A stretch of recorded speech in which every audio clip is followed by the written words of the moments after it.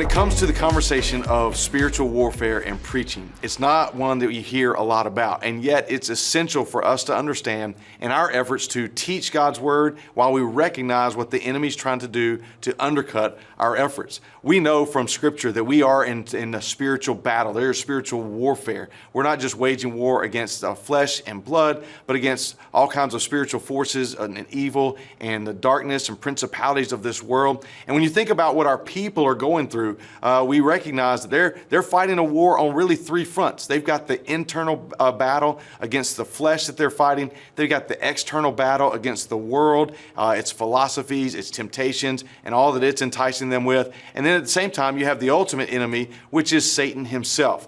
So when we're preparing to preach and we're recognizing that he's going to be at work, we need to kind of know what his playbook is so that we can combat those efforts as well. First, recognize that part of his playbook is that the enemy's goal is to deceive the heart. The Bible talks about in 2 Corinthians chapter 4 that the God of this world is veiling the hearts, is covering the hearts, deceiving the heart, trying to conceal from the heart of unbelievers the light of the gospel. And so we have to recognize that that's one element of what he's trying to accomplish. And on top of deceiving the heart, the enemy's goal is also to distort the truth. He's going to take what we teach, what the people understand, what they hear, what they study on their own, and he's going to twist it. He's going to include just a little bit of misunderstanding to kind of change their trajectory. The Bible talks to us about in that distorting the truth that we have to be careful in Colossians chapter 2 not to let anyone take us captive by empty teaching or those types of things. So the enemy's goal is to deceive the heart and to distort the truth. But you also know that the enemy's goal is to distract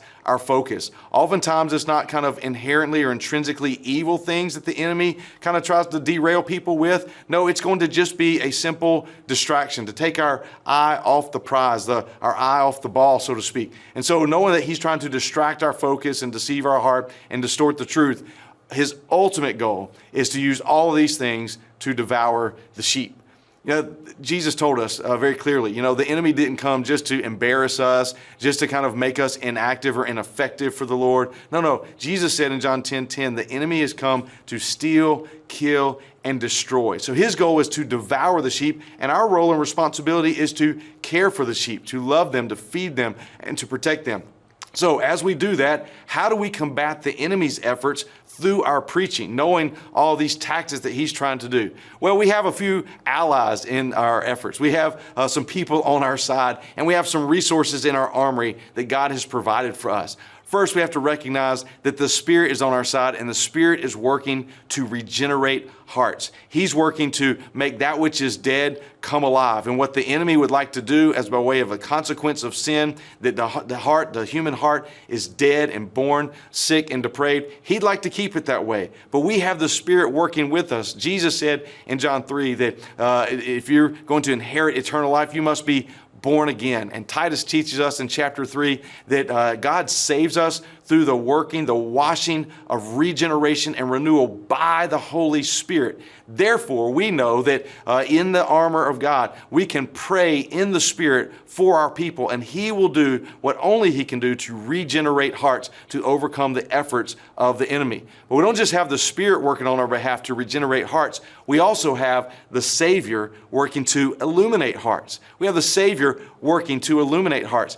It's the gospel itself, through the power and working of the Holy Spirit, that brings kind of light to the darkness. So in that passage in 2 Corinthians 4 we mentioned before, where the enemy is trying to veil the heart of unbelievers, the Bible tells us in that same passage that we then therefore preach Christ, and that through the light of the gospel of the glory of God in Christ Jesus, the Savior, the good news about our Savior, will unveil that darkness and will illuminate the hearts. So our responsibility then is to simply preach the gospel, proclaim the gospel to overcome the enemy's efforts. So as the Savior is illuminating hearts and the Spirit is regenerating hearts, we also have the sword of the Spirit, as he calls it in Ephesians 6:17, that's going to penetrate hearts. The sword penetrates hearts. Hebrews 4:12 describes the word of God as living and active and sharper than any two-edged sword. It's able to divide to the depths of joint from marrow, soul from spirit, and to judge the thoughts and intentions of the hearts.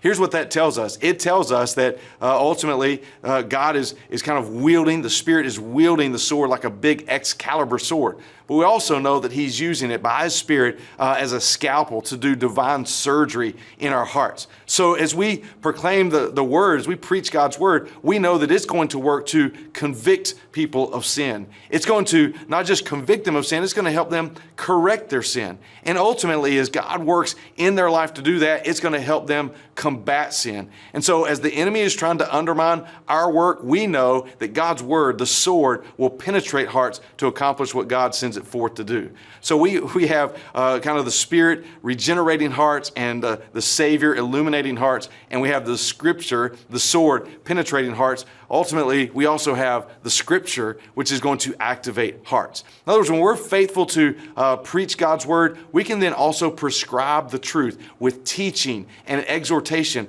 to help our people know what it looks like to live and follow the Lord. That they must be careful, as it says in Titus 3:14, to devote themselves to good works. If we're faithful to do these things, to preach the gospel and to proclaim His word, to pray in the Spirit and to prescribe the truth, we can know that all the enemy's efforts are going to be futile. We've got the winning recipe. We have the Savior. We have the Spirit. We have the sword of the Scriptures working with us, and we can be faithful to overcome the enemy's efforts to undermine our desire to shepherd the sheep while he's trying to ultimately devour them. So I hope this is an encouragement to you to preach the word, to know that in Christ we have the victory that's overcome the world. This is our faith, and we don't have to be discouraged. God bless you in your ministry.